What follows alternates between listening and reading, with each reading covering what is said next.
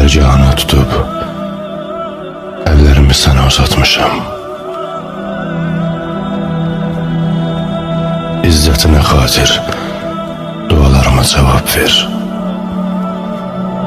Arzularıma rəva et. Allah, səndən başqası yox. Səni çox istəyirəm.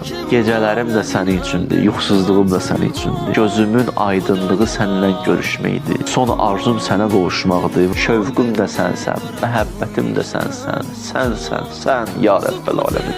Adun gələcək həşrəkimin bəzni əzada. Eşqin yazılar loh edilib cana bənfəs. Cəm olsa gər bir yer aləmdəyiz aşıq. Sən tək gələ dünyaya tədin dildə düz aşıq. Verdin iki qol yara görə bir də göz aşıq ifa elədin. Allahın xoşu gəlir dua eləyənin dua səsindən. Hədisdə mən görmüşəm, buyurur ki, duası qəbuldur bir bəndənin. Mələklərə deyir, hələ verməyin hacətini. Onun nalə səsindən, dua səsindən xoşum gəlir. Biraz yubadın.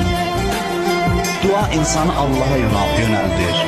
Duanın şərti budur. Hamıdan qırıl, hər şeydən qov, yine ya. Sadece Allah'a güven. Unutma. Canını acıtan insanlardır. İnsanlardır kardeş. Ama yaranı saracak olan da Allah'tır. Allah'tır. Yüzüne kapıları kapatan insanlardır. Ama mutluluk kapılarını açacak olan da Allah'tır kardeşim. Allah'tır. Arkanda oyunlar çevirip kuyunu kazıyan insanlardır. Arkasını dönen insanlardır.